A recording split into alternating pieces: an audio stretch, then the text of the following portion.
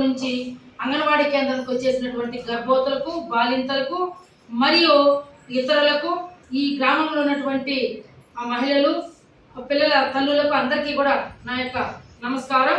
ముఖ్యంగా ఈరోజు అంగన్వాడీ కేంద్రంలో పోషణ వేడుక అనే కార్యక్రమాన్ని మన అంగన్వాడీ కేంద్రంలో ఈరోజు నిర్వహించాము. మీరందరూ కూడా చూస్తున్నారు. ఇక్కడ పోషణ వేడుక అనేది ఒక కార్యక్రమము. ఇందులో మా ఐసిడిఎస్ డిపార్ట్మెంట్ వాళ్ళు ఈరోజు ఈ కార్యక్రమం జరపాలని చెప్పి మాకు సూచించారు కాబట్టి మేము ఈ కార్యక్రమాన్ని నిర్వహించడం జరిగింది. ఈ పోషణ వేడుక అనేది ఏమి, పోషణ అంటే ఏమి, ముఖ్యంగా మనిషికి సరైనటువంటి పోషణ అవసరము, సమతుల ఆహారం అవసరము. సమతుల ఆహారం లేకపోతే చాలా జబ్బులు వస్తాయి. అనీమిక్ అంటే ఏమి, రక్తహీనత అయిపోతుంది, రకరకాల జబ్బులు వస్తాయి. ఇవన్నీ నిరసించిపోవడము, సరైన ఆహారం తీసుకోకపోతే, సమతుల ఆహారం తీసుకోకపోతే మనిషికి కావలసినటువంటి క్యాలరీస్ కానీ, ప్రోటీన్స్ కానీ, ఇవన్నీ కూడా విటమిన్స్ కానీ అందకుండా మనిషి చాలా నేర్చించి జబ్బుల బారిన పడే అవకాశం ఉంది. కాబట్టి మనం అందరూ కూడా ఇక పోషణ వేడుక అనేది కార్యక్రమాన్ని మనం నిర్వహిస్తున్నాం. ముఖ్యంగా మనిషికి ఇప్పుడు ఒక గర్భవతి అనుకోండి, గర్భవతి ఇప్పుడు 2వ నెల అని తెలిసిన వెంటనే అంగన్వాడీ కేంద్రంలో వచ్చి నమోదు చేసుకుంటుంది, బుక్ ఇస్తుంది, రాసుకుంటాం, నమోదు చేసుకుంటాము. ఆ తర్వాత మన అంగన్వాడీ కేంద్రంలో ఎందుకు ఇక్కడ అన్ని మీరు చూస్తున్నారు, ఏమేమి పెట్టాము.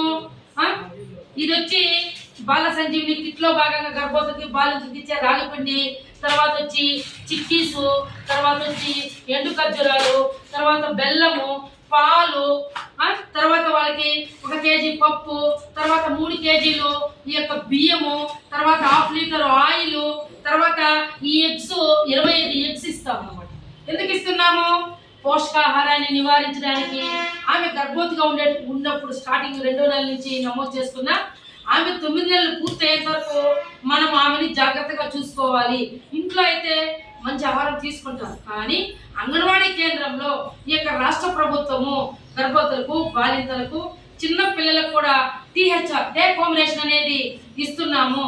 ముఖ్యంగా గర్భవతులు ఇక్కడ ఇచ్చే కాకుండా ఇంట్లో ఆకుకూరలు తినాలి, పప్పు సాంబార్ బాగా తినాలి, నెయ్యి తినాలి, ఎగ్గు బాగా ఉడకబెట్టుకొని రోజుకు ఎగ్గు తినాలి. అలాగే పండ్లన్నీ యాపిల్, ఆరెంజ్, దానిమ్మ, అరటిపండ్లు ఇవన్నీ బాగా తినాలి. చాలా మంది మూఢనమ్మకాలు అరటిపండ్లు తినకూడదు, మాదుస్తుంది బిడ్డకి, పుట్టబోయే బిడ్డకి అని ఒక అపోహతో తినకుండా చేస్తూ ఉంటారు. అది చాలా తప్పు. అరటిపండ్లు ఒక గర్భవతి గర్భం దాల్చినప్పటి నుంచి బిడ్డ డెలివరీ అయ్యేంత వరకు కూడా దాదాపు అరటిపండు రోజుకు ఖచ్చితంగా కూడా తినాలి. ఆ అరటిపండు తినడం వల్ల అందులో మంచి మన క్యాలరీస్ ఉన్నాయి. బిడ్డ ఆరోగ్యంగా పుట్టడానికి, తల్లికి ఎనర్జీకి కూడా అరటిపండు రోజు తినాలి. కీర దోసకాయలు తినొచ్చు, మనకి ఏమి అందుబాటులో ఉండేవన్నీ కూడా బాగా తినాలి. ఆకుకూరలు ముఖ్యంగా మనకు మునగాకు, ఇక్కడ ఉంది కదా మునగాకు, ఈ మునగాకు చాలా ఐరన్ ఉంది దీంట్లో. ఇది మనం డబ్బులు ఇచ్చి కొనుక్కునే పని లేదు. ప్రతి గ్రామంలోన చెట్లు ఉన్నాయి ఇంటి దగ్గర. వారంలో 2 సార్లు మునగాకు తీసుకొచ్చి శుభ్రంగా ఆకులు ఇడిపించి కడిగేసి కొద్దిగా ఆయిల్ వేసి, ఆయిల్లో మీరన్నీ కూడా ఎండుమిరపకాయ ఇవన్నీ వేసి మీరు వీటిని వేపుడులాగా చేసి ఎక్కువ వేపకుండా అన్నంలో రోజు తినాలి. ఐరన్ బాగుంది. అలాగే ఈ రాగి పిండిలో చూడండి, ఇందులో రొట్టెలు కాల్చుకొని మనం తినొచ్చు. దీంట్లో కూడా ఐరన్ ఉంది. దీంట్లో రొట్టెలు కాల్చుకొని మునగాకు అన్ని ఎర్రగడ్డలు, పచ్చిమిరపకాయలు అన్నీ వేసి పలుసుగా రొట్టె కాల్చుకొని తినడం వల్ల మనము రక్తహీనతను నివారించవచ్చు. అలాగే ఈ పాల్లో కాల్షియం ఉంది. బిడ్డ పుట్టబోయే బిడ్డ ఆరోగ్యవంతంగా ఎముకలు గట్టిపడడానికి, తల్లికి ఎముకలు గట్టిపడడానికి పాలల్లో కాల్షియం ఉంది. ఎందుకంటే ఈ పాలు ప్రతిరోజు కూడా 200 గ్రాముల చొప్పున ప్రతి గర్భవతి తాగాలి. గోరువెచ్చటి పాలు తాగాలి. అలాగే గర్భవతిని తెలిసిన వెంటనే ఆరోగ్య పరీక్షలు చేయించుకోవాలి. అలాగే డాక్టర్ సలహా మేరకు బ్లడ్ తక్కువ ఉందనుకో అన్ని బీపీ చెకప్ చేసుకోవాలి, థైరాయిడ్ చెకప్ చేసుకోవాలి, షుగర్ చెకప్ చేసుకోవాలి. ప్రతి నెల అంగన్వాడీ కేంద్రంలో హైట్ వెయిట్ తీస్తున్నాం. బిడ్డ ఏ విధంగా ఎదుగుతా ఉంది, గర్భంలో తల్లి ఎంత బరువు ఉంది, బిడ్డ ఎంత ఉన్నాడు అనేది కూడా అంగన్వాడీ కేంద్రంలో మేము వెయిట్ తీస్తూ ప్రతి నెల కూడా సలహాలు, సూచనలు ఇస్తున్నాము. ప్రతి నెల మీటింగ్స్ కండక్ట్ చేస్తున్నాం. NHED nutrition and health day అని ఒక కార్యక్రమాన్ని నిర్వహిస్తున్నాము. ఇందులో సలహాలు, సూచనలు గర్భవతులకు, బాలింతలకు సూచనలు ఇస్తున్నాము. ఈ విధంగా బ్లడ్ తక్కువ ఉంటే ఏం చేయాలి, కాబట్టి మనం రక్తహీనత నివారించడానికి మనము అంగన్వాడీ కేంద్రంలో ఈ యొక్క బియ్యము 3 కేజీలు, పప్పు 1 కేజీ, ఆయిల్ 1/2 లీటరు ఇవి ఇస్తున్నాము. పాల సంజీవిని కిట్లో 6 ఐటమ్స్ ఉంటాయి. రాగిపిండి 1 కేజీ, 2 కేజీలు, అటుకులు 1 కేజీ. ఇందులో కూడా అటుకుల్లో కూడా ఇవి మనం గర్భవతి బాలింత అయినా కూడా నానబెట్టుకొని కడిగే శుభ్రంగా కొద్దిగా చక్కెర వేసుకొని తినాలి. ఐరన్ బాగా పుష్కలంగా ఇందులో దొరుకుతుంది. మీకు అట్లా ఉత్తి నీళ్ళు తినేది కాకపోతే వేడి పాలల్లో, గొరెచ్చటి పాలల్లో ఓసారి కడిగేసి దాంట్లో నానబెట్టుకొని కూడా మీరు తినాలి. మీరు పుట్టబోయే బిడ్డకు నార్మల్ డెలివరీ కావాలన్నా, మీరు రక్తహీనతను నివారించాలన్నా, పోషకాహార లోపాన్ని నివారించాలన్నా ఖచ్చితంగా కూడా ఈ మన అంగన్వాడీ కేంద్రంలో ఇచ్చి ఇవన్నీ కూడా మీరు ఖచ్చితంగా తినాలి. అలాగే అదనంగా కూడా మీరు అన్ని పండ్లు, కాయలు, మునగాకు, ఆకుకూరలన్నీ, గంటాకు, కొనగింటాకు, తర్వాత మనకు దొరికే సిరికూరాకు, పాలాకు, బచ్చలాకు ఇవన్నీ కూడా మనం తినాలి. కోడిగుడ్డు ముఖ్యంగా ప్రోటీన్ చాలా బిడ్డకు, తల్లికి చాలా ప్రోటీన్ అందుతుంది. చాలా మంది కోడిగుడ్డు తినకూడదు, పుట్టబోయే బిడ్డకి తలలో ఎంటుకలు రావు, ఎంటుకలు మొలవు అని చాలా మంది అత్తలు అమ్మలు సలహాలు ఇస్తూ ఉంటారు. ఇది చాలా తప్పు. ఇది ఖచ్చితంగా ప్రోటీన్ తినడం వల్ల చాలా మంది, నేను కూడా చాలా గుడ్లు తిన్నాను, బిడ్డ బాగానే ఎంటుకలు బాగా వచ్చినాయి. అవన్నీ అపోహలు. కాబట్టి ప్రతి ఒక్కరూ కూడా మనమందరూ కూడా పోషకాహారాన్ని నివారించడానికి మనమందరూ కూడా కూరగాయలు, ఆకుకూరలు, పప్పులు, నెయ్యి, పాలు, గుడ్లు ఇవన్నీ బాగా తినాలి. మొలకెత్తిన చిరుధాన్యాలు కూడా మనం బాగా తినాలి. అర్థమైందా? నీరు బాగా తాగాలి. నీరు తాగకపోతే మన కిడ్నీస్ ఎఫెక్ట్ వస్తాయి.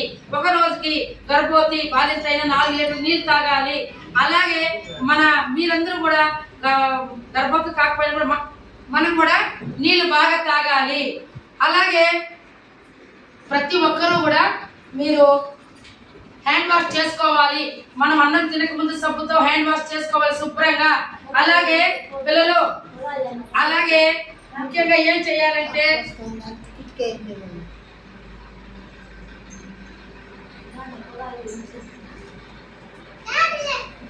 పిల్లలు హ్యాండ్ వాష్ చేసుకోవాలి. అన్నం తినక ముందు కానీ తిన్న తర్వాత అందరూ శుభ్రంగా ఉండాలి. రోజు స్నానం చేయాలి. ప్రతి ఒక్కరు వంట చేసేటప్పుడు చేతులు హ్యాండ్ వాష్ చేసుకొని మనము వంట చేయాలి. శుభ్రంగా పెట్టుకోవాలి. మనం తినే ప్లేట్లు కానీ, మూతలు కానీ బిందిగిలి మీద వేయాలి. ఎందుకంటే అందులో పళ్ళులు పడచ్చు, రిల్లలు పడచ్చు, చిన్నవి బొద్దింకలు ఇలాంటివి పడినప్పుడు ప్రాబ్లమ్స్ వస్తాయి. కాబట్టి ప్రతి ఒక్కరూ కూడా శుభ్రత, పరిశుభ్రత పాటించాలి. రోజు స్నానం చేయాలి. రోజు ముక్కిన బట్టలు వేసుకోవాలి. ఈ ఎండాకాలం ఎక్కువగా ఉంది. ఎండాకాలంలో నూనె వస్త్రాలు ధరించాలి. ఎండలో ఎక్కువ తిరిగేటప్పుడు గొడుగు లాంటిది పెట్టుకొని వెళ్ళాలి. తలపైన ఏదైనా టవల్ వేసుకొని వెళ్ళాలి. వడదెబ్బ వస్తుంది. వడదెబ్బ వస్తే చాలా ప్రమాదము. కళ్ళు తిరిగి సూపర్ పడిపోతారు. గర్భవతులు మధ్యాహ్నం పూటలో రెస్ట్ తీసుకోవాలి. అలాగే ముఖ్యంగా మనము చాలా జాగ్రత్తలు తీసుకోవాలి. నీరు బాగా తాగాలి. కొబ్బరి నీళ్ళు, నిమ్మరసము ఇలాంటి గంజి మంచి నీళ్ళు కానీ మీరు ఏదైనా మనం గంజి సమానంగా మనం పెట్టాలి. అన్నంలో గంజి వంచేస్తే అందులో ఉన్నటువంటి ప్రోటీన్స్ అన్ని బయట వెళ్ళిపోతాయి. కాబట్టి ఇవన్నీ జాగ్రత్తలు మీరందరూ పడాలి. పోషణ వేడుకలో భాగంగా ప్రతి ఒక్కరూ కూడా పోషకాహారం, సక్రమైనటువంటి పోషకాహారం తీసుకోకపోతే అనీమియా, రకరకాల జబ్బులు వస్తున్నాయి. గర్భవతులు, బాలింతలు కూడా పోషకాహారం బాగా తీసుకోవాలి. ఇవన్నీ తీసుకోవడం వల్ల గర్భవతి అయితే డెలివరీ నార్మల్ అవుతుంది.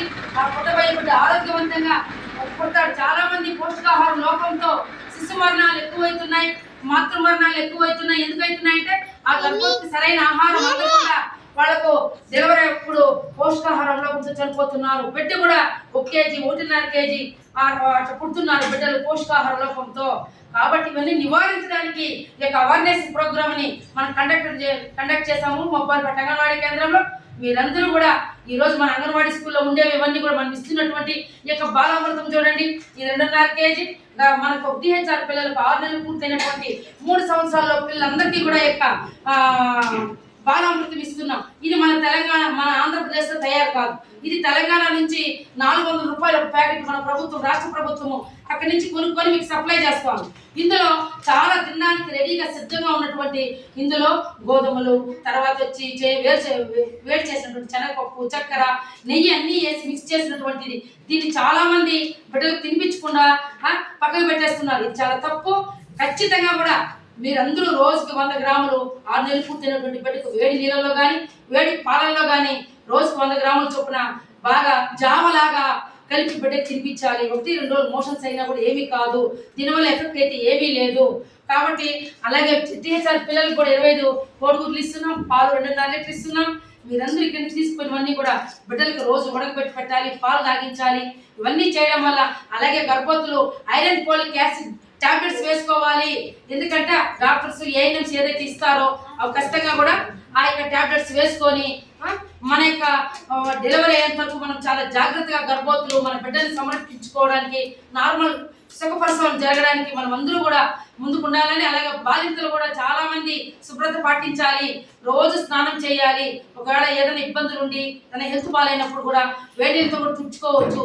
ముఖ్యంగా పాలిచ్చే తల్లులు ఈ యొక్క రొమ్ములు శుభ్రంగా ప్రతిరోజు శుభ్రపరచుకోవాలి వేడి నీళ్ళతో. పాలు ఇచ్చేటప్పుడు జాగ్రత్తగా బిడ్డని ఇక్కడ పట్టుకొని కరెక్ట్గా ఇక్కడ ఇది ఉంటుంది, పాలిస్తాం కదా, దాన్ని ఏమంటామా దాంతో కరెక్ట్గా పెట్టి ఇవ్వాలి బిడ్డకి. ఎందుకంటే ఈ పాలు మనం రోజు స్నానం చేయకపోతే ఈ జాకెట్లు పాలు ఇచ్చి ఇచ్చి స్మెల్ వచ్చేసి ఉంటారు, బిడ్డ అనారోగ్యానికి గురయ్యే ప్రమాదం ఉంది.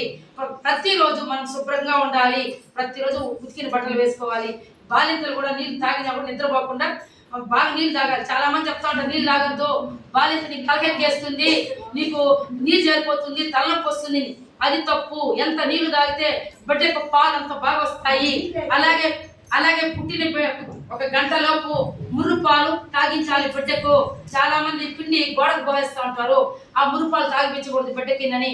అందులో కొలెస్ట్రామ్ అనే ఒక పసుపు పచ్చటి పదార్థం ఉంటుంది, అది ప్రాణాంతకమైన జబ్బులు నివారించడానికి ఆ ముర్రుపాలు ఉపయోగపడుతుంది. కాబట్టి ప్రతి ఒక్క బాలింత పుట్టిన వెంటనే గంటలోపు ఈ యొక్క పాలు మురుపాలు ఇవ్వాలని చెప్పి కోరుతున్నాము. అలాగే శుభ్రంగా ఉండాలి, బాలింతలు కూడా ఎండలు ఎక్కువ తిరగకూడదు. అందరూ కూడా మంచి పౌష్టికాహారం తీసుకొని అందరూ బాగుండాలని చెప్పి కోరుకుంటూ అవకాశం ఇచ్చినటువంటి మీ అందరికీ కూడా నా యొక్క ధన్యవాదాలు.